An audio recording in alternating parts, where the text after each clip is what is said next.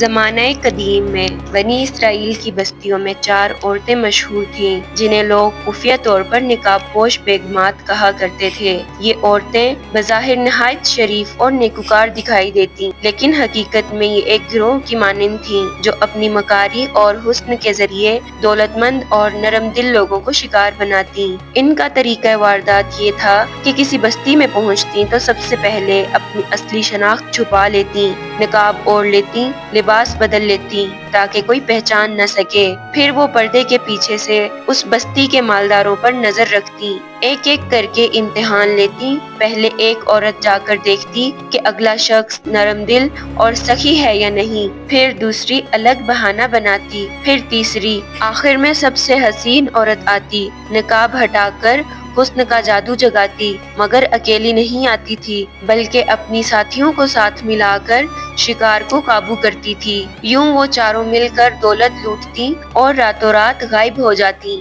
ایسی ہی ایک بستی میں ان کی نظر ایک شخص پر پڑی جس کا نام یونس بن سلیم تھا۔ یونس دولت مندوں میں شمار ہوتا تھا، اس کے پاس سرسبز کھیت، باغات اور بے شمار مویشی تھے، مگر اس کی زندگی میں ایک کمی تھی، بیوی کا انتقال ہو چکا تھا اور 3 ننھے بیٹے اس کے ساتھ رہتے تھے۔ یونس نہایت رحم دل اور نرم مزاج تھا، جو بھی اس کے دروازے پر آتا خالی ہاتھ نہ لوٹتا، یہی وجہ تھی کہ لوگ اسے عزت سے یاد کرتے تھے۔ یہ خبر جب نقاب پوش عورتوں کے کانوں میں پہنچی تو وہ بولی، یہی ہے ہمارا اگلا شکار، اور اس طرح وہ اپنے کام پر لگ گئیں۔ پہلے دن ایک عورت نقاب اوڑھ کر آئی، ہاتھ میں باسی روٹی اور ہونٹوں پر جھوٹی سسکیاں۔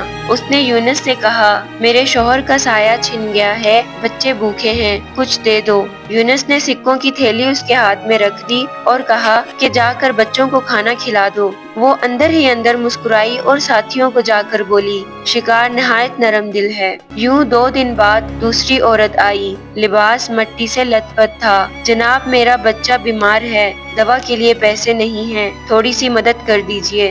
یونس نے بغیر کچھ سوچے سمجھے فوراً رقم دے دی اور اسے کہا کہ اپنے بچے کو فوراً حکیم کے پاس لے کر جائے۔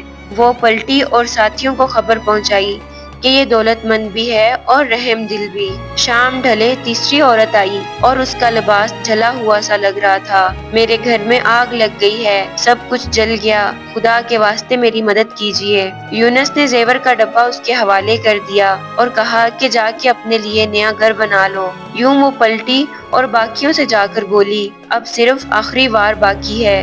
پھر ایک رات کو سب سے حسین عورت یونس کے دروازے پر پہنچی، وہ اپنی باقی ساتھیوں کو بھی قریب لے آئی تاکہ شکار مکمل طور پر قابو میں رہے۔ بارش تھم چکی تھی، چاندنی پھیلی ہوئی تھی۔ اس نے نقاب ہٹایا تو اس کا حسن جگمگا اٹھا۔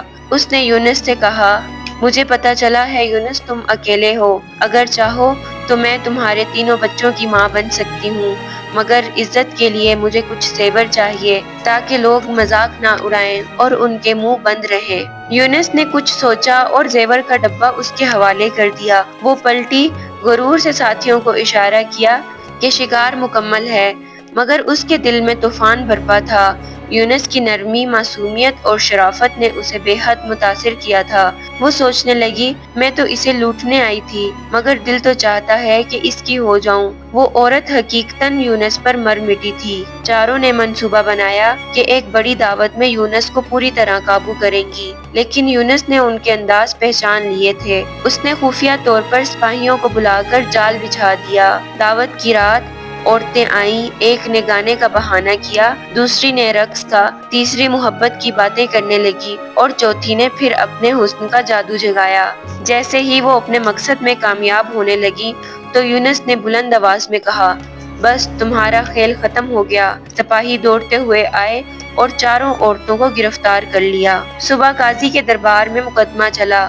3 عورتیں شرمندہ ہوئیں، مگر سب سے حسین عورت نے یونس کی طرف نم آنکھوں سے دیکھا اور کہا، یونس میں نے تجھے لوٹنے کا ارادہ کیا تھا، مگر تیرا دل جیت گیا، کاش ہم کسی اور حال میں ملے ہوتے۔ یونس نے کہا، محبت کی بنیاد سچائی پر ہو تو باقی رہتی ہے، ورنہ سب فریب ہے۔ یوں چاروں کو قید کی سزا ہوئی اور بستی کے لیے عبرت بن گئی۔ یونس نے اپنے بیٹوں کو سمجھایا، بیٹا رحم دل ہونا سب سے بڑی طاقت ہے، مگر عقل کے بغیر رحم بھی انسان کو برباد کر دیتا ہے۔ یوں یہ قصہ ختم ہوا۔